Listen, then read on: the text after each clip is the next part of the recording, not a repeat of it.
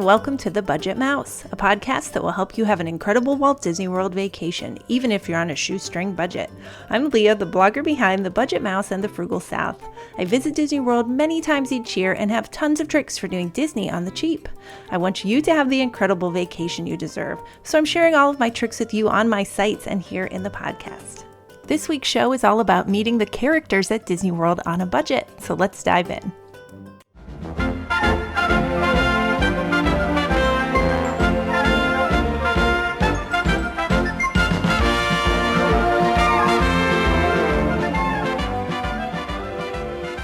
Hello again, everyone, and welcome to episode 41.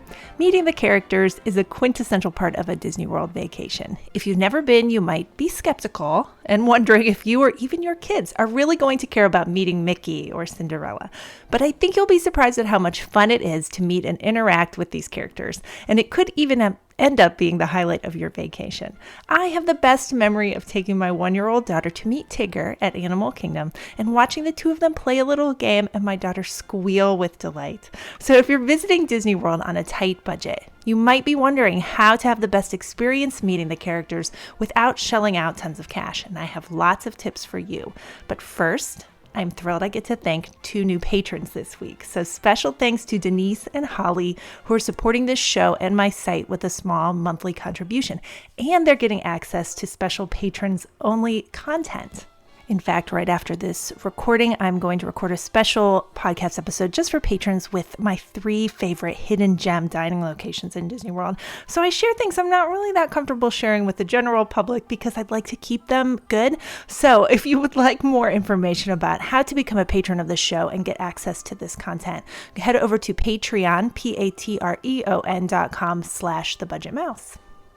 Okay, let's talk the characters at Disney World. So if you've never been, first thing you should know is there are 2 types of characters. There are face characters and fur characters. So just like it sounds, fur characters are in a suit of some kind, usually fur covered, and face characters are just people dressed up in costume with makeup and what have you.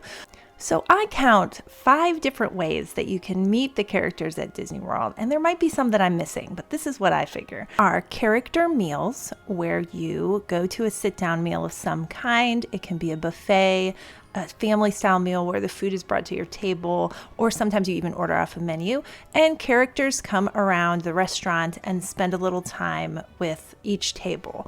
And so I'm going to give you tips on doing these on a budget later in the show, but I'm going to go to my next way. So my next way is meet and greet attractions. These are a permanent location. Some of them are highly themed, where characters meet people continuously throughout the day. You can either wait in line in a standby queue, or many of them offer Fast Pass. A third kind is scheduled meets throughout the parks at certain times. And these are more sporadic and they're not at a themed location. They can just be right by a bush in the Epcot Pavilion, for example. But there usually will be a sign marking that that is a character meet and greet location and with the times listed on that. The fourth way are special events. So people sometimes will go to Mickey's Not So Scary Halloween Party or Mickey's Very Merry Christmas Party with the intent to meet a lot of characters. And that can sometimes work and sometimes not. More on that in a bit. And then the last way, which is my favorite, are the spontaneous character appearances that happen throughout the park randomly. And there's not much rhyme or reason to these, though some of them can be predictable. My favorite memory is riding the carousel in Magic Kingdom with Anastasia and Drizella. They were hysterical. They were quizzing the people on the carousel about the songs. Now everyone name this song and 5 points to whoever gets it right first. And they were off the hook, as they always are. So those you never know when you're going to get a little extra magic from the characters. Now, as far as meeting the characters on a budget, my favorite option is free, of course, and that is to get a Fast Pass for a character meet and greet. So I went and did a little research into all of the character meet and greets that you can get a Fast Pass for, so I'm going to rattle them off for you. You can meet Mickey at Town Square Theater at Magic Kingdom. These are all going to be at Magic Kingdom, these first ones I tell you about. Tinkerbell at Town Square Theater. Princess Fairy Tale Hall, and there are 2 separate meet and greets there with 2 princesses each. You can do Enchanted Tales with Belle with a Fast Pass, and that is just Belle, and then Ariel in her grotto. At Epcot, there's just one, the character spot, though you meet 3 different characters. And at Animal Kingdom, there's Adventurers Outpost, and you meet Mickey and Minnie together there in safari garb. The thing about character meet and greets is that the lines move very slowly because the characters spend a few minutes with each person that comes through the line. So I really do like to get a fast pass for at least one of them in the park. And my favorites are probably Princess Fairy Tale Hall with Cinderella, and right now it's Elena of Avalor. The setting is gorgeous. You wait, and it appears to be like inside Cinderella's castle. So I always told my daughter, Cinderella's going to meet you inside her castle. Just right here's how you get in, and you wind back in there, and her glass slippers on display in a case that's all lit up. It's gorgeous, and then it's highly themed and really fun and very believable that you're really going to meet Cinderella at her castle, and she's entertaining these other princesses there for the day who are going to meet you as well. So that is my favorite one in Magic Kingdom.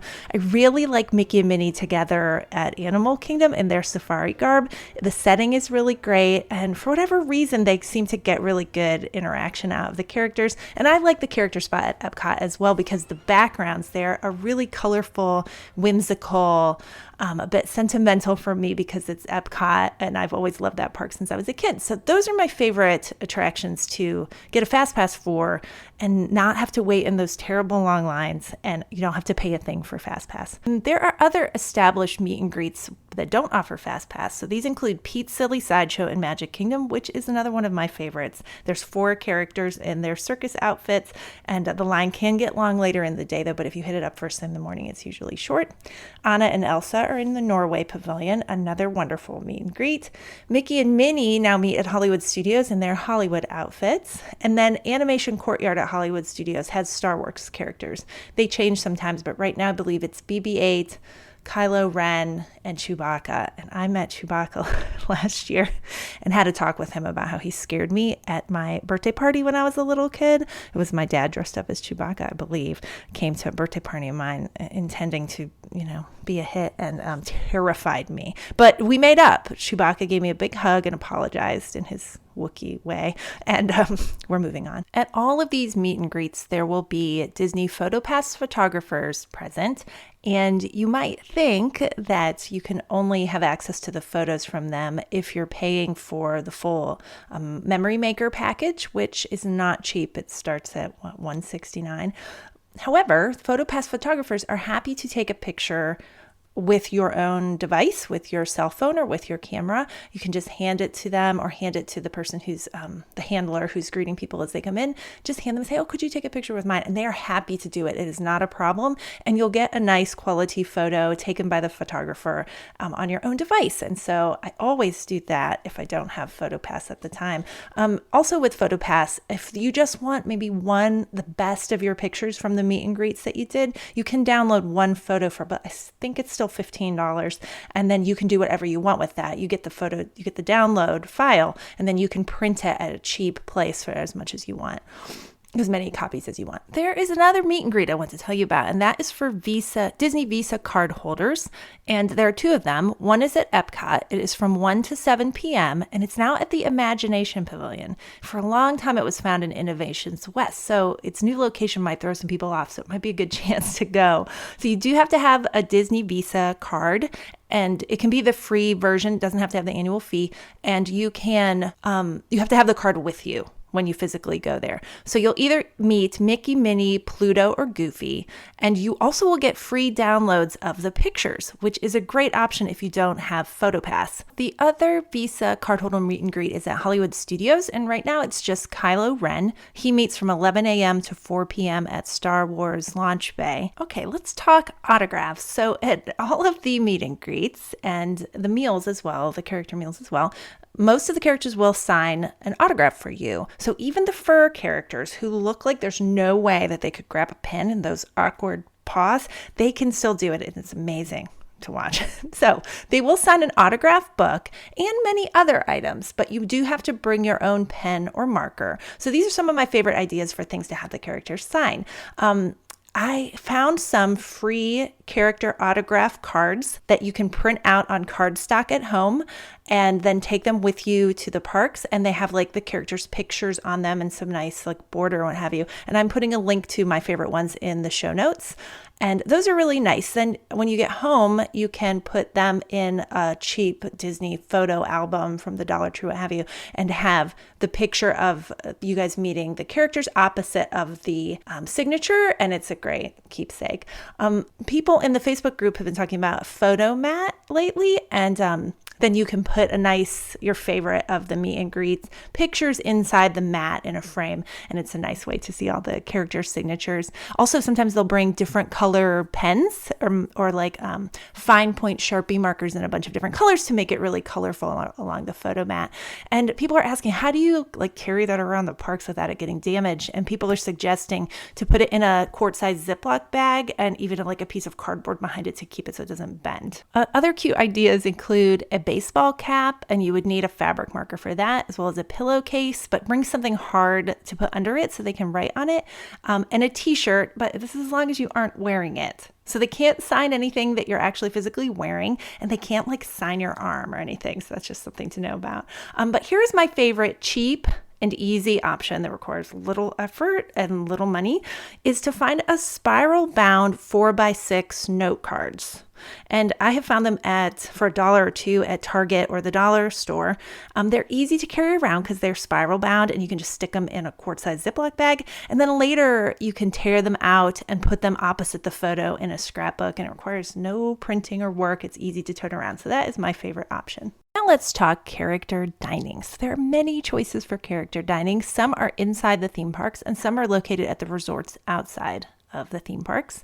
As I mentioned, some are buffets, some are family style meals, and some you order off a menu. You do meet about 4 characters at each meal. They come around to the table, but you've got to be there when they visit because they will not come back. I learned that the hard day when we took a bathroom break and missed Goofy one time. My daughter was very upset. So my thing about character dining is that it's very stimulating. Like, this is not a relaxed meal. It's high intensity, is a lot going on, and I find them to be a lot. And so I usually limit them to just 1 per trip, if any at all. And that is not just because they're expensive, which they are very expensive, but I find them to be overloading to the senses, and especially for little kids. But people love them, and some people do a character meal every day. So if your budget allows that and you don't find them to be too much, then go for it, of course. So there's breakfast, lunch, and dinner at some locations, and there's just certain meals at others. And the thing that's tricky about character dining, it's very hard to determine the actual cost before you go. Disney doesn't publish their costs, and they change them all the time. So they can boost the price for holiday pricing, which can be anything to them, and they can change the price whenever they want. So example, everything I'd read on the internet said that the Bon Voyage breakfast with Flynn Rider and Rapunzel, etc., was like $34. So I was like, oh, that's a bargain. So I went, and it was $40, which is not a big deal, but still not as advertised. So I'm just going to give you some tips for doing character dining in the cheapest way possible and still have the best experience. So first of all, breakfast is going to be the cheapest, but don't think cheap. Like, it's still going to be around $40 for adults and $25 for kids. If you can get a character meal for anything less than that, consider it a bargain. So your cheapest options are going to be the Crystal Palace at Magic Kingdom, which is Winnie the Pooh and Friends, Tusker House at Animal Kingdom, which is the Fab Four. I think it's everyone except Pluto. And then Ohana at the Polynesian, which is Mickey, Stitch, and 1900 Park Fair, which is a nice mix of characters. It is Mary Poppins, Alice in Wonderland, the Mad Hatter, and a few others occasionally. Now, this all applies if you are paying out of pocket, but if you are on the Disney dining plan, character meals tend to be an awesome value on the dining plan in general. So Akershus Royal Banquet Hall is my top pick for great value on the dining plan, and I have had the most lovely experience there with my little daughter meeting the princesses there, and I'm going to link to the review I did of Akershus in the show notes. But any lunch or dinner meal is usually going to be a good value at any character dining location on the dining plan, and I estimate $45 about the value of a table service credit on the dining plan, and most character meal, lunch, and dinner are going to be over that. Now, people ask about Cinderella's Royal Table a lot. It's the only 2 table service credit character meal. You can meet characters at some of the shows, the dinner shows, which are 2 table service credits as well. But people ask a lot about Cinderella Royal Table. And is it a good deal? Well, it's around $80 per person out of pocket and $65 per child. And on the dining plan, yes, I would say if it's something you want to do and you want to eat in that setting and it's something that's high on your priority list, absolutely do it on the dining plan. Out of pocket, I do not know. That is rough.